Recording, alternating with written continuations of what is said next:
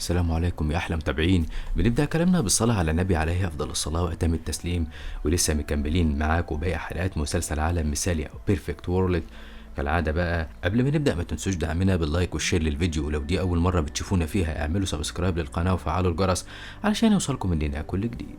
بعد ما شيها وصل لجبل بوتيان وقلب الموقف لصالحه مع الحراس وخلاهم هم ينحنوا له بدل ما كانوا عايزينه ينحني للامبراطور، وصل اخيرا للامبراطور وبعد كلام كتير معاه اكتشف انه كذب عليه لما قال له ان عيلته بخير، وده لما راجع الاحداث وعرف ان والده ووالدته مسجونين في الجبل ومش موجودين بارادتهم زي ما حاول يفهمه، وقال له كمان انه جده جه زارهم ومشي. بعد كده راح للوادي مع انه قتله وهاجمه كتير، فقرر شيهاو ان ينتقم منه بسبب كذبه. وبعد قتال طويل وعنيف بينهم قدر انه يضربه بالسلاح اللي معاه وولع فيه وسحب روحه معاه سجنه جوه الصندوق.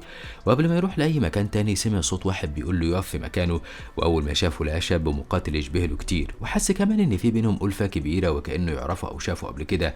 ولما ساله عن اسمه عرف انه لقبه هو كمان هاو، وده خلاه يشك انه ممكن يكون اخوه اللي قال له عليه الامبراطور. بس لما اتكلم معاه فضلوا يتقاتلوا مع بعض لان المقاتل ده كان بيدافع عن امبراطور الجبل، وصحيح ما كانش قوي بس مش نفس مستوى شيهاو. فسالوا شيهاو عن اسم والده ووالدته، وقتها اتاكد انه اخوه فامتنع عن قتاله على طول، وحاول يفهموا انهم ما ينفعش يؤذوا بعض. بس جت كرة نار كبيرة كانت هتقع على اخوه فبعده بسرعة عنها ووقف هو صد الضربة. فاقتنع اخوه تشاي هاو انه اخوه فعلا ومش بيخدعه، والضربة دي كانت من المحارب هاوتش. قال لتشاي ان شي هاو اتسرق منه عظم الروح بتاعه وهو صغير وبقى ضعيف، وتوقع والده ووالدته انه هيموت، علشان كده قرروا انهم يخلفوا ولد تاني ويسرقوا عظم الروح بتاعه ويدوه لشي هاو. ففضل تشاي هاو يقول له ان والده ووالدته لا يمكن يفكروا بالطريقه دي لانهم بيحبوه، لكن هاوتش اصر على رايه وفضل يستفزه بالكلام بان شي هاو هو الاقوى وان محدش يقدر يقف قصاده، وقال له انه مش هيسيبه غير لما الاخين يقضوا على بعض. ولما شي هاو قال له انه مش هيسمح ان حاجه زي كده تحصل ابدا، فحس تشاي انه عايز يثبت انه مش خايف من القتال ولا ان شي هاو اقوى منه. وقتها قرر انه يقاتل شي هاو ويقضي عليه، واتحققت رغبه هاوتش في ان الاخين يقاتلوا بعض، وقال له شي هاو انه مش محتاج يثبت لحد اي حاجه. فرد هاوتش عليه وقال له انه لو ما كملش قتال هيقتل تشاي هاو زي ما قتل جده. وقتها وقف شي هاو وسحب سيفه الملكي الاسطوري وقرر انه ينتقم منه اول ما سمع انه جده مات. فقال له هاوتش انه مش هيقدر عليه ولا على قوته، وانه في نظره مجرد طفل مشوه كان لازم يموت من زمان. فهجم عليه شي هاو، لكن هاوتش فعلا كان قوي جدا وقدر يهرب من الضربه ويردها له كمان، وفضل يسخر منه ويقول له انه ضعيف زي جده. فاتجنن شي هاو اول ما سمعه بيتكلم عن جده بالطريقه دي وضربه وخلاه يخبط في الجبل، ومن قوة الضربة الجبل اتهد منه جزء كبير. وكان أخوه الحارس اللي جاله بيطمن عليه مستغربين من قوة شي هاو، وقالت شاو هاو إنه لازم هو كمان يكثف من تدريباته علشان يقدر يوصل لمستوى القوة دي. ولما حاول هاوتش إنه يبعد راح وراه شي هاو واستخدم شي هاو قطعة مدببة من الجبل ووجهها على هاوتش، فسخر منه هاوتش لتالت مرة وقال له إنه ضعيف ومش هيقدر، ولسه بيبعد القطعة عنه لقى شي هاو فجأة بيضربه من ظهره ووقعه من على الجبل، وكان فاكره مات ولسه هيمشي لا وقف من تاني وهو بيضحك وقال له إن مش من السهل يخلص منه كده. فهبت شي هاو الأرض برجله وخلى الطاقة حواليه مالية المكان، وطار له بسرعة جدا لدرجة إن هاوتش ما كانش شايفه ولا قادر يحدد اتجاهه. ولقى قدامه مرة واحدة حدفه في الجو وضربه ضربة مميتة. فطلب منه هاوتش إنه يجي وراه ويقتله، يمكن وقتها يقول له المكان اللي اتقتل فيه جده. فخرج له شي هاو قوة الأسد الملك وضربه برجله بمنتهى القوة وهو بيصرخ باسم جده، والمرة دي وقع هاوتش على الأرض والأرض اتكسرت من حواليه. وكان الحارس مع تشاو هاو بيتفرج على المعركة وقال إن أكيد في حاجة غلط، لأن هاوتش ما قاومش وكان بيستفز شي هاو علشان يضربه أكتر وكأنه عايز يموت. وفعلا كان ظن الحارس في محله لأنه لقاه رجع تاني أقوى من الأول، وكل الضرب ده كان تحفيز ليه إنه يكسر مستوى قوته ويوصل للمستوى الأعلى. وعرف شي هاو إنه كان بيستغله، ووقف هاوتش وقال إنه هيجرب عليه المستوى اللي وصل له ومش هيرحمه لأنه عايز يقتله، علشان لو ده حصل وقتها هيمتص قوته وهياخد منه كل التقنيات اللي يعرفها وكمان هيسرق كل كنوزه. ورمى تعويذة عليه خلاه غرق فيها، وامتدت قوة شي هاو لحد ما وصلت له ووقف فرحان باللي وصل له. بعدها اتجه لتشاو هاو والحارس اللي معاه، وما كانوش عارفين رد فعله ايه ليهم، فاتفقوا انهم لو حاول يأذيهم يهربوا بسرعة. بس بعدها حس تشاو انه مش هيلحق يهرب فاستعد لقتاله. بس المفاجأة اللي حصلت ان شي هاو ظهر وبقى بيتحكم في الكنوز اللي اخدها منه هاوتش وبقت جواه وكان هيفجروا بيها. فحاول هاوتش انه ينقذ نفسه ورمى على شي هاو دخان سام وكان عايز يموته بيه، بس اللي حصل ان شي هاو كان مسيطر على الكنوز والقوة اللي جواه بشكل كبير ورمى عليه نار لحد ما دمره وقضى عليه خالص واسترد منه كنوزه وقوته. فحس تشاو بالغيرة منه وكان عايز يقتله، فقال له شي هاو انه اخوه لا يمكن يأذيه وكل اللي هو عايزه انه يقابل والده ووالدته ويحررهم من السجن اللي هم فيه. وفضل ماشي في طريق الضوء الذهبي لحد ما اختفى لانه انتقل في بوابة سحرية الغابة. ولقى هناك راجل عجوز كبير وصله المكان فيه باب كبير وقال له ان ورا الباب ده هيلاقي كل حاجه بيدور عليها. وبمجرد ما شيهاو مد ايده علشان يفتح الباب افتكر كل ذكرياته مع والده ووالدته وهو صغير، ففتح الباب ولقى نور قوي طالع من المكان. وبمجرد ما دخل المكان شاف والده ووالدته قاعدين جنب بعض، فجري عليهم ولسه هيلمس والده وهو بيعيط من الفرح لقى قوه بتبعده وخرجته بره الباب واتقفل عليه. فحاول كتير انه يفتحه تاني بس معرفش، وقالوا العجوز ان الباب محمي بدوائر سحريه كتيره. وحس والده بيه في المكان وحس انه ممكن الاجداد يكونوا بيخدعوا شيهاو، فقرر انه ياخد شين نينج ويدوروا على طريقه يخرجوا بيها من المكان اللي هم فيه. اما العجوز فقال لشيهاو انه هيديله فرصه تانيه وحطه في دايره سحريه خرج فيها كل قوى الروح اللي عنده وجمدها، وفتح دايره سحريه فوق وطلب منه يتدرب كتير علشان يوصل لمستوى نيرفانا وده اعلى مستوى طاقه. ففهم شيهاو ان العجوز عايز يتحكم فيه وفي قوته، ونزل العجوز 4 ارواح علشان يقتلوا شيهاو ويتدرب عليهم. ولما لقى قادر عليهم خلاه يلفوا حواليه والدايره السحريه اللي فوق كانت بتسحب روحه هو كمان. ففضل يقاوم ويركز وقام وقف واستخدم كل قوته ووضع الارواح وقعد يتدرب في هدوء. فجاب العجوز شيهاو وحط عليه ماده سحريه حولته لعملاق ذهبي وطلب منه يقاتل شيهاو. والمره دي كان شكله متغير جدا وما تعرفش شيهاو عليه، فاخد الحجر السحري بتاعه وحدفه عليه. فوقعت شيهاو وظهر بشكله وحجمه الحقيقي. ولما شيهاو شافه قرر انه يكمل قتال علشان يعلمه درس انه ما يتحداهوش تاني ويعرف ان قوته اقل بكتير منه. فقال له تشاو انه اقتنع بكلام هاوتش عن اهله اللي جابوه مخصوص علشان يعالجوه بدمه وعظم الروح بتاعه. وحاول شيهاو انه يقنعه بان الكلام ده مش صحيح لانه اصلا مش محتاج اي علاج من اي حد. لكن اللي حصل ان تشاو كان مصمم يقتله وفعلا عملوا كده. وقتها حس بيهم والدهم وباللي بيعملوه، فطلبت والدتهم سلاحها وقطعت الحاجز اللي بينهم علشان تشوفهم. وكان شيهاو فعلا قدر على اخوه قبل ما يأذيه، حبسه في مجال قوه وقال له انه هيقتله تاني في المستقبل بس دلوقتي وراه حاجات اهم. وفعلا استجمع كل قوته وتحدى العجوز اللي يعتبر رمز القبيله. فقال عليه العجوز انه وقح وهينتقم منه، ونزل نقطة دم على الدايرة السحرية وخلى البحر يوصلهم ويغرقه هو واخوه. فوقف الحارس اترجى العجوز انه ينقذ تشاو هاو لانه ملوش علاقة باخوه، وكان فعلا تشاو خلاص بيموت. فقام ليه شي هاو وساعده وفوقه، لكن العجوز بعت لهم تنين هاجمهم. فبعت شي هاو اخوه وقف اخد الضربة لوحده. وفي الوقت ده كانت امهم قدرت تشيل جزء من الحاجز وعرفت انهم في خطر، فحاول والدهم انه يستخدم سلاحه ويكسر الحاجز كله، لكن الضربة اتردت له ووقع على الارض لان الحاجز كان محمي بدوائر سحرية كتيرة. وبنرجع تاني لشيهاو اللي قدر انه يقضي على التنين واخد منه عظم الروح بتاعه وخرج من البحر وراح للعجوز هدده بانه هيقضي عليه. فقال له العجوز انه مش قده وانه هينتقم منه. فلقى شيهاو البرج السحري بتاعه ورجع له علشان يساعده. واول ما العجوز شاف البرج عرفه وعرف قوته وقدراته فخاف وهرب، لكن البرج خدعه وخلاه يرجع تاني لشيهاو اللي كان مستنيه بسيفه وساله عن مكان والده ووالدته وجده. فاكد له العجوز انهم سابوا الجبل ومشوا، لكن طبعا شيهاو ما اقتنعش بكلامه وهجم عليه. فقال له العجوز ان العالم هينهار بيه قريب وسابه وبعد عنه، وقال له تشاو انهم خلاص كده هيموتوا. فرد عليه شيهاو انه هيعمل له درس تاني وهو انه ما يفقدش الامل ابدا، وضرب الجد وسحب كل قوته واخد اخوه ومشوا وهربوا من المكان قبل ما ينهار بيهم. وبعد ما خرجوا لقوا الجبل كله بيهتز، واتكلم بنفسه مع شيهاو وقال له انه اتخطى الحدود وقواعد الجبل لما دخل هو والبرج بتاعه من غير استئذان، وكمان حارب الكبار اللي لهم مكانه كبيره. فبص له البرج وقال عليه انه مجرد برج غبي. فكان رد الجبل عليهم انه حبس كل واحد منهم في بلوره لوحده وتشكل منه مقاتل من الحجر قوي جدا وتوجه ناحيتهم علشان يقضي عليهم. فحرر البرج نفسه وحرر شيهاو كمان، وقال لشيهاو انه يسيب له الجبل الغبي ده وهو هيقضي عليه بسهوله. وفضل البرج يهرب من مقاتل الجبل ويوجه له ضربات لحد ما الجبل مسك البرج وحبسه في بلوره وحرر مخلوق غريب كان محبوس لسنين وخرج علشان يحارب مع الجبل. فهرب البرج من قدامه وراح على شيهاو علشان يهرب هو كمان لانه مش قده. وفعلا اخده ومشي بيه طار لحد ما وصل لمكان بعيد ولو حاجز قدامهم. فقال له البرج ان ده مكان والده ووالدته وانهم اكيد حاولوا يدمروا الحاجز وعلشان كده بقى ظاهر قدامهم. فقرب شيهاو من الحاجز وفضل ينادي بعلو صوته على والده ووالدته، وفعلا الصوت وصل لهم وهي كمان كلمته. وعرف والده ان شيهاو واقف قريب من الحاجز. وفضلت والدته تكلمه ويحاول يلاقي اي مكان يدخل لهم منه، وحط ايده في نفس المكان اللي والدته حطت ايديها فيه. فحس انه شايفها ولمسها وهي كمان حست كانها اخدها في حضنها. وقال له والده انه عايز يكسر الحاجز وانهم لازم هما الاتنين يحاولوا يعملوا ده في نفس الوقت علشان ينجحوا. فطلع شيهاو سلاحه السحري وجمع فيه طاقته وقوة كل الكنوز بما فيهم البرج وجهزه وضربه في الحاجز، وكان ليه تأثير قوي جدا قدر انه يدمر الحاجز خالص. واخيرا شاف شيهاو والده ووالدته ومن كتر الفرحة ما كانش مصدق نفسه ووقع على الارض وفضل يعيط. فجريت عليه والدته حضنته وهي بتعيط على المدة اللي كانت بعيدة فيها عن ابنها. وبعد ما سلموا كلهم على بعض وقفت الام في ضوء الشمس اللي اتحرمت منه من سنين، وقال لوالده انهم جابوا اخوه الصغير وبعدوا عن الكل علشان يعيشوا في سلام، لكن اللي حصل انهم اتحصروا في الجبل هنا واخدوا منهم اخوه حبسوهم جوه السجن لسنين، وكانوا فاكرينه ميت وما يعرفوش انه عاش وكمان بقى قوي جدا. فسالوهم عن جده وقالوا له انه كان في خطر في جبل بولار، فبعتوا في دايره سحريه قديمه وهربوا فيها، وطلبت منه والدته انه يعيش مع اخوه، فطمنها شيها وقال لها انه هيخليه معاه وهيعلمه كل حاجة يعرفها. وكان أخوه واقف بعيد سامعهم وحس بالغيرة لما شاف والدته بتتعامل كويس مع شيهاو، فقرب منهم وقال له إنه عمره ما هيكون تابع ليه، وإنه هيكون أقوى واحد في العالم وأقوى منه نفسه. فقرب منه شيهاو وحط إيده على كتفه وقال له إنه هيكون وقتها فخور بيه جدا. فشالت شاو هاو إيديه من عليه وطلب منه يخليه في نفسه وبس. ولما حاولت والدتهم تصلح الجو بينهم منعها شيز يونج وقال لها إنهم كبار ويقدروا يحددوا طريقهم بنفسهم، وقال لها شيهاو إنه لازم يخلص حربه، وراح معاه والده ووالدته ووصلوا لحاجز تاني على الجبل.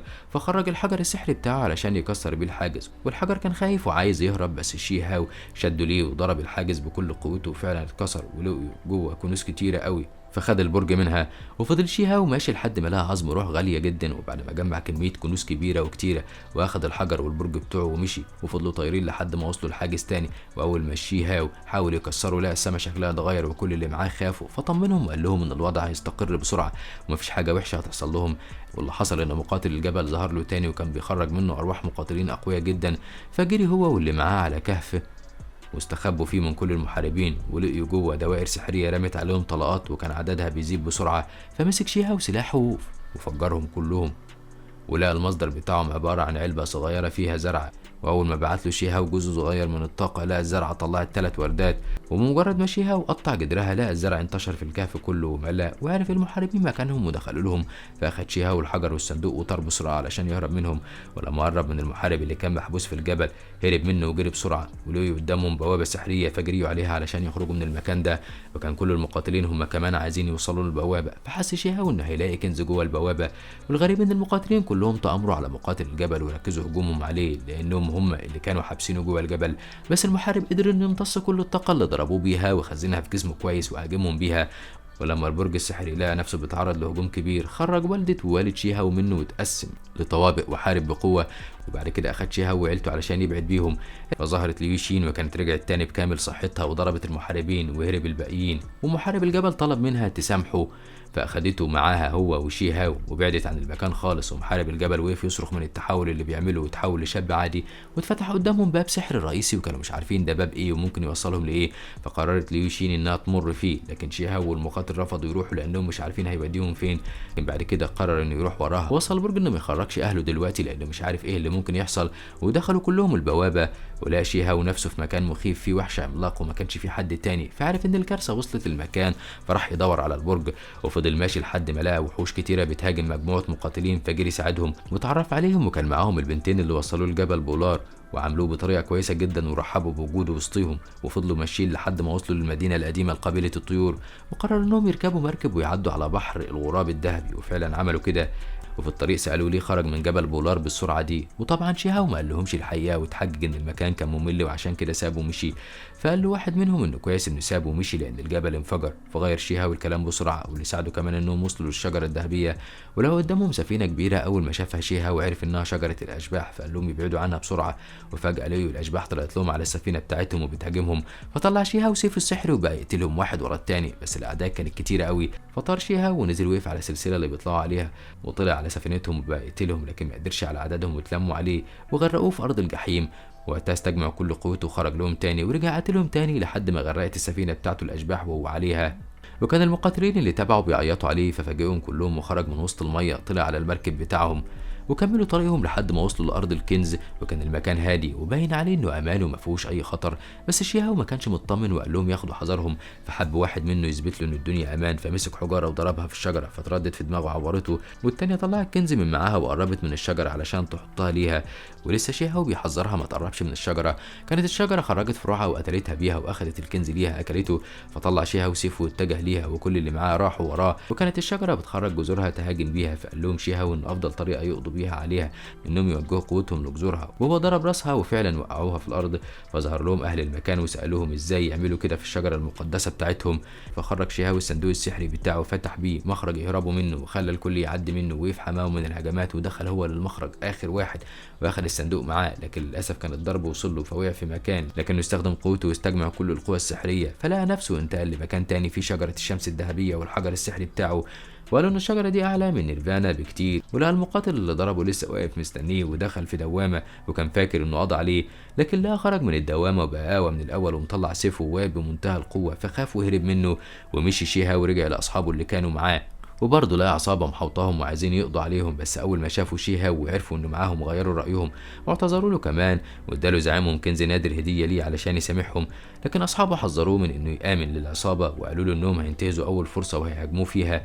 ولقوا كلهم الكنز الأصغر بدأ يظهر فجريوا عليه كلهم، وعرضت العصابة على شيهاو إنه يقتلهم، ولو كسب ياخد الكنز، ولو هم كسبوا ياخدوا الكنز. وما كانش شيهاو عارف ياخد قرار، فتحول واحد من العصابة لعملاق وضرب كل أصحاب شيهاو وكان هيقتلهم. فجري شيهاو ووقف قصاده وصد هجومه عليهم واستخدم سيفه السحري وضربوا بيه ورجعوا لحجمه الأصلي. فقال له الزعيم إن الكنز ده يبقى من حقه، وطلب منه يقرب منه علشان ياخده ليه. لكن شيهاو ما قربش وبعت الصندوق السحري بتاعه واخد فيه الكنز، وده لأنه عارف إن الطريق للكنز له ألغام. واستغرب الزعيم ان شيهاو يعرف المعلومه دي، ولقوا كهف كنز الورد اتفتح وطار في الجو وخرج منه جنيه ذهبيه. واول ما شافت زعيم العصابه بيستعد علشان يهجم على شيهاو ضربته بقوتها وقضت على روحه القتاليه.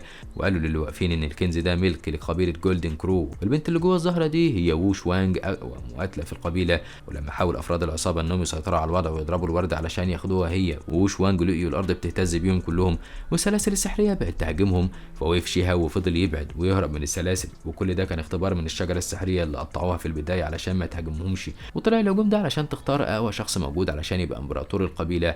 وبدات السلاسل تترمى عليهم، فاخد شيهاو واصحابه وهرب بيهم ودخلوا جوه الشجره الذهبيه، ولقوا فيها قاعه جواها كنز تاني. وواحد منهم هاجم شيهاو وقال له انه مش هيسيبه ياخد كل كنز ليه، لكن الباقيين كلهم قالوا له انه غلطان لان شيهاو انقذ حياتهم كتير وهم اللي طلبوا مساعدته، وحقيقي لولا كان زمانهم ميتين.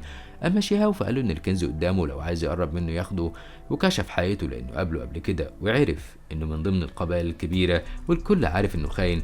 وقال له شيهاو اللي موجود علشان ينقذ الناس ويساعدهم، وكل هدفه انه يقضي على القبائل الثلاثه علشان يحقق العداله لكل العالم. واول ما المحارب سمع كده وعرف ان سره اتكشف ظهر على حقيقته وهجم عليه وقال عليه انه مجرم، لحد ما واحده وقفت بينهم ومنعتهم من القتال وقالت لهم انهم في وضع لو عادوا بعض فيه هيموتوا كلهم، ودافعت عن شيهاو وقالت لهم كلهم انه راجل عادي وبيحب الخير وبيقف ضد الشر.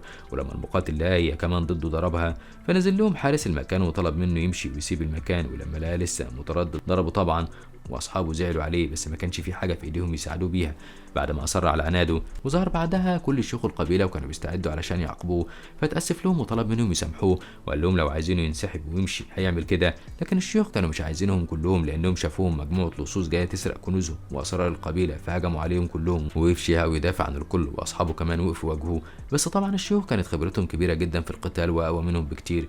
والمفاجأة إن أفراد العصابة وصلت لهم وبقوا منضمين للشيوخ بيساعدوهم وبيحاربوا معاهم. فلبس شيهاو بدلة المحارب اللي اشتراها زمان وامتص بيها قوتهم وبقى يهجم عليهم واحد ورا التاني، واللي بيضربوا ضربة واحدة بسيفه كان بيقضي عليه خالص. والمحاربين اللي معاه بيساعدوه وصلوا له الكنز واخدوه فرقوه على بعض، وكان عبارة عن عظام روح نادرة. وبعد ما اخدوها كلهم هربوا من المكان وخلوا النار محوطاه علشان الباقيين ما يقدروش يروحوا وراهم، وما سابوش غير صاحبهم الخاين. والعصابه طعنته، واول ما اصحابه عرفوا رجعوا له تاني علشان يساعدوه، فتاسف لهم وطلب منهم يسامحوه، وطلب من شيهاو ان ينتقم له واداله قطعه الكنز اللي معاه ومات. فدخل شيهاو للعصابه والشيوخ وساعدوا اصحابه علشان ينتقم لصاحبه اللي مات زي ما وصاه، وكمان علشان ياخد باقي قطع الكنز، بس لانه عارف ان محدش هيقدر عليهم فخدعهم ودخل ادى الكنز اللي معاه لواحد منهم وقال له انه الوحيد اللي يستحقه، فغار منه الباقيين وقضوا عليه.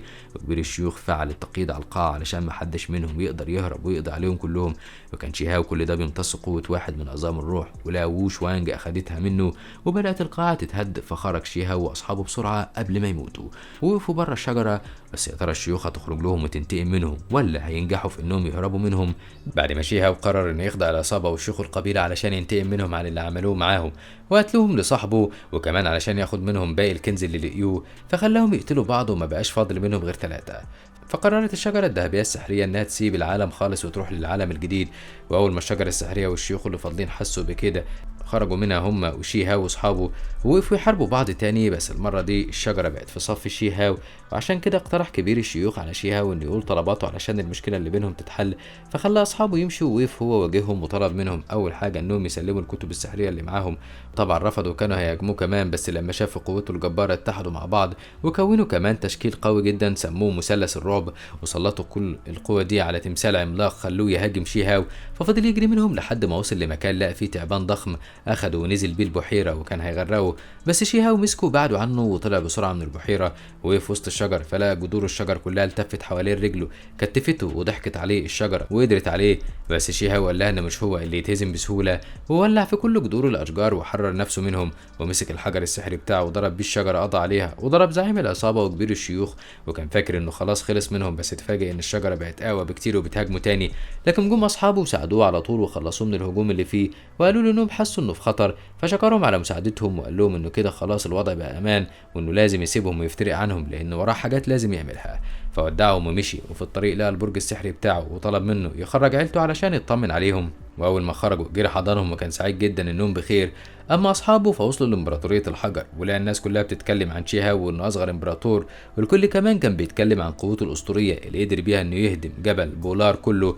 وبعد ما شي هاو وصل المدينه قابل الجنيه نيان وسمته الامبراطور الشيطاني، وقالت له انها جايه تهنيه على عيلته اللي اخيرا لقاها، وطلبت منه ان يديلها فرصه تتجسس على قوته علشان تتحد معاه، وقالت له انهم لو اتحدوا هيقدروا يهزموا اي حد ومفيش حد هيقدر يقف قدامهم. وطلبت منه يتكلم مع الجنيه تشيان علشان يعرف منها كل الاسرار القتاليه، وفعلا عمل كده وراح قعد معاها، ولما حس انها شك انه متفق مع نيان قرب منها وغير الكلام وسالها ليه، قالت انها عايزه تتجوزه، فاتحرجت جدا وقالت له انها عارفه ان نيان موجوده وسامعاهم وانها من العالم الجديد بس مخبيه عليه، لان كل هدفها انها تعمل مشاكل وتقضي على القبائل الكبيره، وعرضت عليه انه يتحد معاها هي ويسلمها نيان، وبعد ما يقضوا عليها محدش هيقدر عليهم. وقتها نيان ما قدرتش تسكت وخرجت من المكان اللي فيه، ولما شي هاو عمل نفسه انه متفاجئ بوجودها كشفت الحقيقه وقالت اتفاقهم مع بعض، وكتفت شيان علشان تقضي عليه، لكن شي هاو ما عجبوش الوضع وقال لها ان هما الاتنين ماكرين جدا، فقالت له انها هتقول له الحقيقه كلها وهتخليه يشوفها بعينيه، واخدته وانتقلوا لمكان تاني فيه قصر استخدموا قوتهم مع بعض وفتحوا بوابته، واول ما دخل لقت شيان فيه وكانت عامله بلوره حمايه حواليها، وجهت ضربه لنيان فجري شيها وكسر بلوره الحمايه اللي حواليها، وبكده بقت في مواجهه صريحه معاهم. فقالت لشي هاو ان نيان بتتعاون مع اعدائه وقريب جدا هتغدر بيه، وعشان نيان تسكتها رمت عليها قوة سحرية كتفتها بيها ورجعتها تاني للقصر، ورجعت معاها هي وشي هاو فكانت عايزة تقتلها، فحذرت شي هاو لآخر مرة وقالت له انها بتخدعه علشان عايزة تسيطر على العالم كله، وكان شي هاو مش عارف يصدق مين ويكذب مين، فوقف محتار ينضم لمين فيهم، فتفاجئ بان نيان وقفت تهاجمه وبكده تبقى كشفت حقيقتها، فوقف هاجمها هي كمان وقالت له انه مش هيقدر يحاصرها ويهرب بسرعة قبل ما يمسكها. فوقت شيان وجري شي هاو ساعدها ولام البرج السحري انه سابها تهرب، فقال له انه كان فاكره هيمسكها، فقالت له تشيان ان نيان كانت بتتآمر عليهم من البدايه، وقبل ما تكمل كلامها وقعت من التعب فجري عليها شي هاو وساعدها، ولقاها فقدت وعيها فساعدها علشان تفوق، واول ما فتحت عينيها لقت والدته جنبها بتعتني بيها وكانت محضره لها شوربه وطلبت منها ترتاح، وقالت لشي هاو انه لازم يتجوزها وادت له طبق الشوربه، طلبت منه ياكلها بنفسه ومسكت ايد تشيان وطلبت منها توافق على الزواج من ابنها، وفضلت تقنعها ان شي هاو كويس وقلبه طيب، ده غير انه يعتبر اضافه كبيره لقبيلتها انه قوي واصغر امبراطور.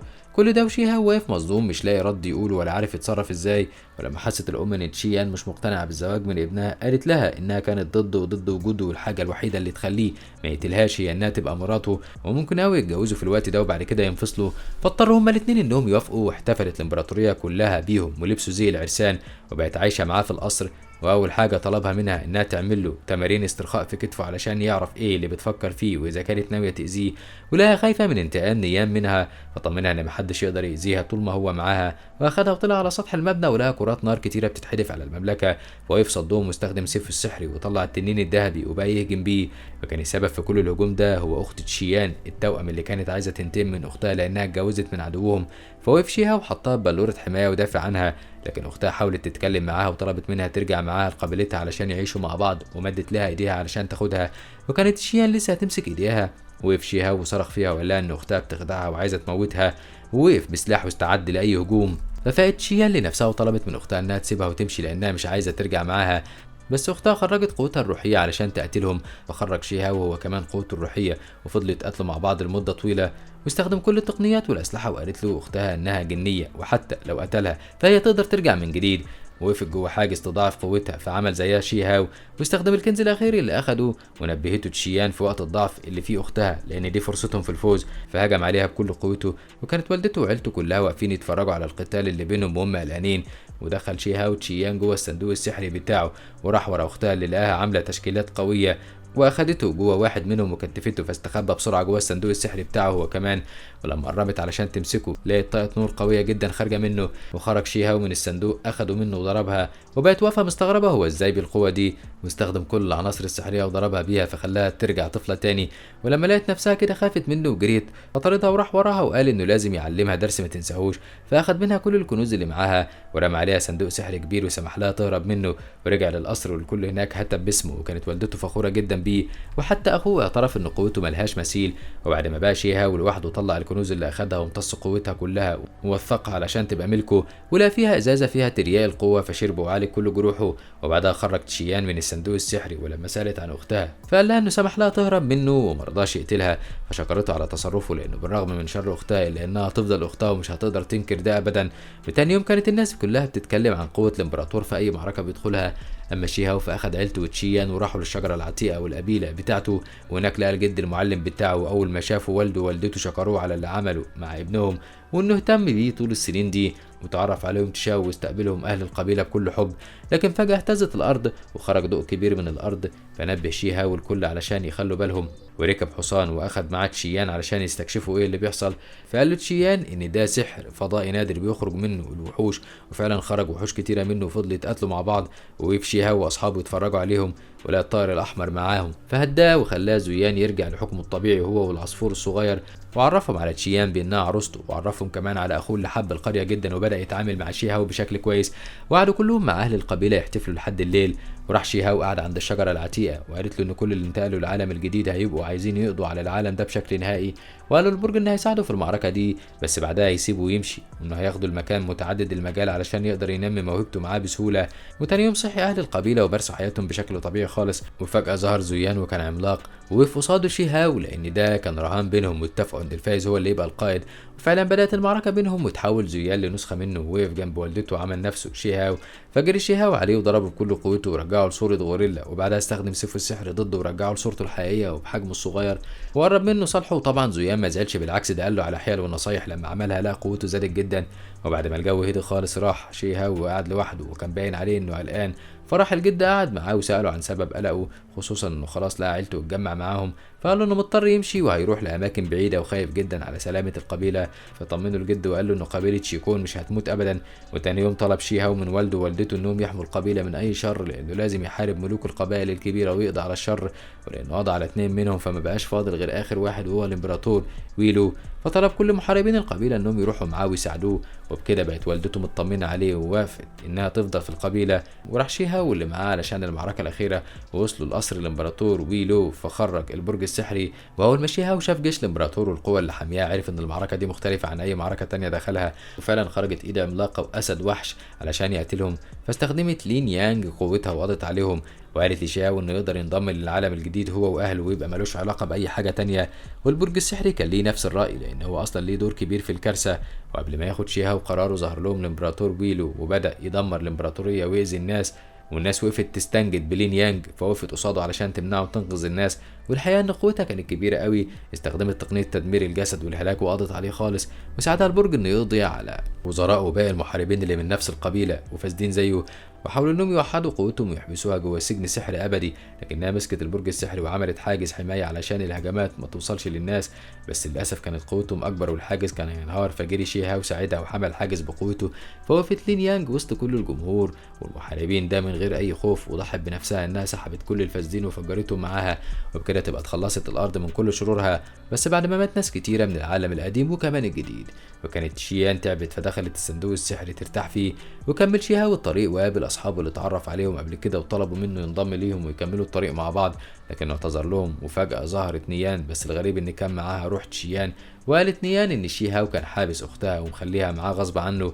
فظهر نيتر تبع نيان وطلب من شيان انها توكله علشان ياخد لها حقها من شيهاو. وظهر مقاتل تاني اسمه مين هو وقال له انه ما ينفعش يقتله، وطلب من شيان انها تسيبه ويسجنه ويبعته لعالم تاني خالص، وكل واحد فيهم كان عايز يثبت نفسه قدام شيان فتقاتلوا مع بعض. وقالت نيان لشيهاو انه الافضل ليه انه يهرب، وفعلا شيهاو فتح بوابه سحريه علشان يرجع منها على قصره، لكن المفاجاه ان خرج له منها شيطانه اللوتس ومنعته انه يهرب، وطلبت منه يسلمها العظام اللي لقيوها في الشجره الذهبيه، وحذرته من انه يرفض او يعترض لانه مش قدها ولا قد قوتها.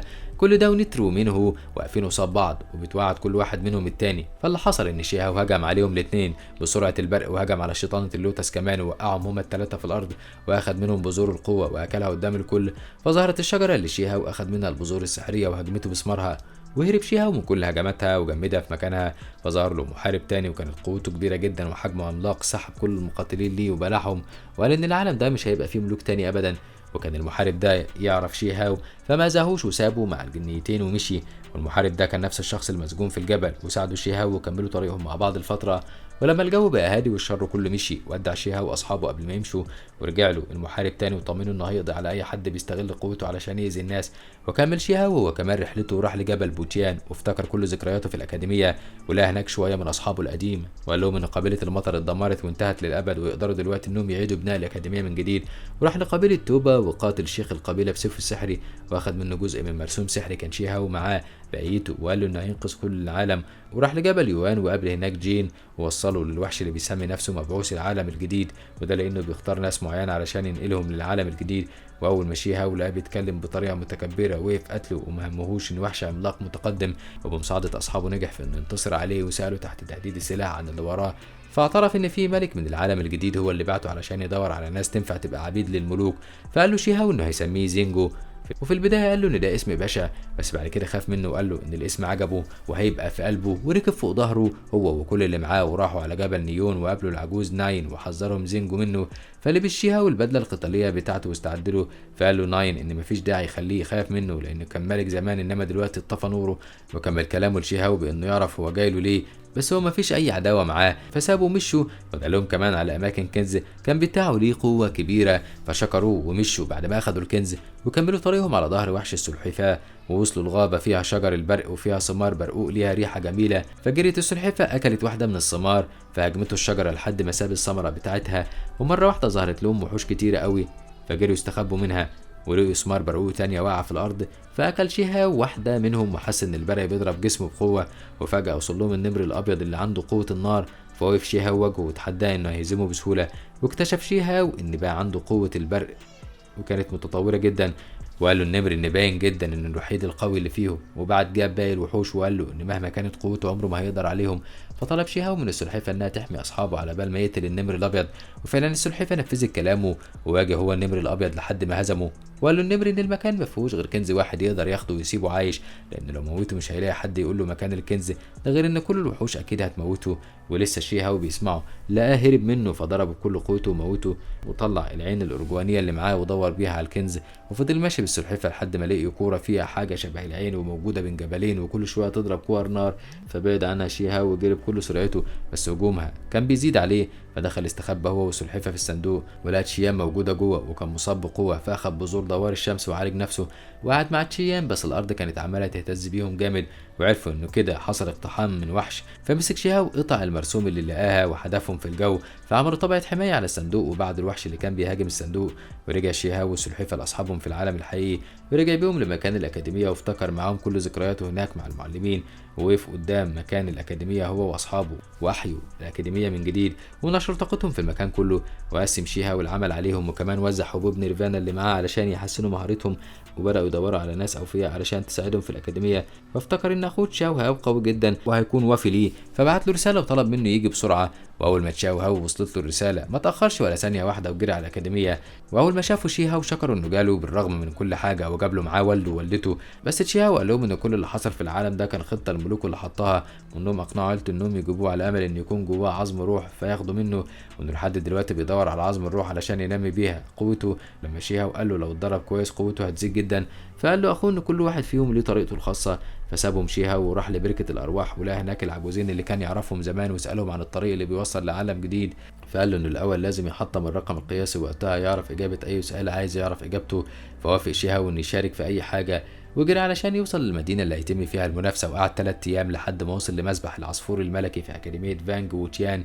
وقابل هناك شيان وسالها الطريق بيوصل لايه، فسخرت منه وقالت له ان ده طريق المقاتلين الاقوياء، وقربت منه وحاولت تضربه بس شي هاو ما ادالهاش فرصه وفضل يبعد عنها ومسك ايديها علشان ما تلمسوش. ووقفت البنت واستخدمت قوتها كلها، وعلشان شي هاو يثبت لها قوته جمع كل طاقته وهاجموا بيها. فخافت شيان وجري جوه القاعه، فجري وراها وحاول يفهمها انه ما كانش يقصد يخوفها، لكنه لقاها اختفت. ومفيش ثواني وظهر له 2 مقاتلين وسالوه عن سبب وجوده ووجود سلاح شيان معاه، وكانوا لسه هيهجموا عليه. ضربهم وكتفهم وعرف منهم معلومات عن المكان، ولقى وحش حجمه كبير جدا قرب منه وقال له انه اسمه الشرس. فسخر منه شي هاو وقال له انه مظهره ما يدلش على ده خالص. فاتضايق جدا الوحش وحس بالاهانه من كلام شي هاو وهجم عليه، بس شي هاو ضربه وخلاه مش قادر يتحرك. فجاله القهوة منه الجيل الأول من الأكاديمية وكان اسمه زين لاو. وأول ما شافه شي هاو فرح وقال له إنه بقاله كتير محاربش حد مستوى قوته كويسة كده، وفضلوا يتقاتلوا مع بعض لمدة طويلة. وكان زين لاو فعلا مقاتل قوي لدرجة إنه قدر يجرح شي هاو في إيديه. وحتى زين لاو اعترف بقوة شي هاو وقال له إنه مفيش حد في قوته قبل كده، واعترف بالهزيمة. فجاله القهوة منهم هما الاتنين فوجيشي وقال له زين لاو عليه إنه مقاتل قوي جدا وبياكل النار والذهب وعمره ما خسر أي قتال في حياته. وقال لشي هاو إنه جاي مخصوص علشان يخليه يخضع ليه ويعلمه درس حياته. فركز شي هاو قوته عليه، لكن كانت اي هجمه مش بتوصل له اصلا، وبعت له هجمات متتاليه ولقاه مطور تقنيات ودمجها مع بعض. فاخترقها شي هاو ووقف قاتل قوته الروحيه بكل شجاعه، ولقى نفسه واقف وسط ارض نار الكرامه. وطبعا شي هاو كان متدرب عليها كويس في قبيله النار، وعلشان كده ما تاذاش منها وقدر يمشي وسطها واستغل الموقف لصالحه، وهجم بيه على فويشي وكتفه وسبب له اصابات كتيره. فقعد فويشي يعالج نفسه وكان تعبان جدا. فوقف وقال لشي هاو انه لازم يظهر قوته للعالم كله، ومشي بسرعه من قدامه وهو بيتوعد له انه هيرجع له تاني علشان يعلمه درس عمره ويهزمه. ومشي زين لاو هو كمان. فوقف شي هاو وسال لو في اي حد عنده استعداد يقتله تاني، فلقى المكان اهتز بيهم والكل خاف وهرب. فخرج اتمشى وبقى بيتفرج على الوحوش وهي بتطير حواليه، وبقى كل ما يلاقي حد ويحاول يتكلم معاه كان بيخاف منه ويهرب. فجاله نسر قوي وكبير وكان متضايق ان شي هاو اتجرأ وخوف الناس. فركز شي هاو سحر وخرج الاناء السحري بتاعه اللي كان شاريه في المزاد وسحب بيه النسر وحبسه جواه. فخافت باقي الوحوش وجريوا من المكان اللي فيه شي هاو. وكانت شيان جمعت 2 من المقاتلين اصحابها وبداوا يدوروا عليه في المكان علشان يقتلوه بعد اللي عمله. واسمهم الاتنين العواجيز اصحاب شي هاو، فجريوا عليه وقفلوا الباب وسدوا الممر علشان محدش يعرف يوصل لهم. فشك شي هاو انهم ملوك المملكه القدام، ولما سالهم قالوا له انهم مش فاكرين حاجه، وعرضوا عليه يشتري كنز الكتاب السحري. فوافق وادالهم المقابل. وكان يانو اللي معاه وصلوا للبوابه وبيحاولوا يفتحوها، وده اللي عرفوا العواجيز باستخدام سحرهم. فقفلوا الباب اكتر وساعدوا شي هاو انه يهرب ويسيب المكان ويرجع الأكاديمية. بس كان لسه عايز يعرف ايه الفرق بين العالم الجديد والعالم اللي هم عايشين فيه، وليه الطريق للعالم الجديد مش معروف. وكان في الوقت ده اجتماع لكل الملوك في العالم، وكانوا بيتكلموا عن نيت شي هاو وبحثه المستمر، وقالوا انهم لازم يخلصوا منه. وكان شي هاو قاعد في الأكاديمية وقالوا انه هيروح لقصره في الإمبراطورية الحجرية، وفعلا مشي وراح يدور على إجابة لسؤاله وراح للقصر بتاعه. واول ما وصل لقى الحراس بتقول له ان الناس اختفت من المملكه خالص، وظهر بعدها عصفور النار في السماء، وعشان كده بعت له رساله بلغوا فيها بكل حاجه. فراح شي هاو يركز علشان يعرف السبب في اللي حصل، فلاقي تنين سحري هو اللي اكل الناس كلها، واللي بعته واحد من الملوك في العالم الجديد، وكان عايز ياكل شي هاو علشان يخلص الملوك منه من افكاره. فقضى عليه شي هاو بقوته الروحيه، وفضل التنين يستنجد بالملك اللي بعته، بس طبعا محدش نجده لانه كان مستخبي من شي هاو وحس ان نهايته قربت. ووقف شي هاو وقال ان المعركه بين الخير والشر هتفضل مستمره طول العمر، لكن طالما ان الاشرار بداوا يخافوا ويستخبوا يبقى دي اول خطوات انتصار الخير والمساواه. ودي كانت اعظم حكمه ممكن ننهي بيها مسلسل عالم مثالي او بيرفكت وورلد، اللي بيقول لنا احلموا طول الوقت بعالم مثالي وما تيأسوش ابدا. وتعلمنا منه اننا طول الوقت يكون عندنا امل للنهايه، وان طالما بندافع عن الحق يبقى هنكسب مهما كان عدونا قوي. كده يخلص فيلمنا وحكايتنا النهارده. ما تنسوش الدعم باللايك والشير للفيديو والاشتراك في القناه وتفعيل الجرس علشان يوصلكم مننا كل جديد.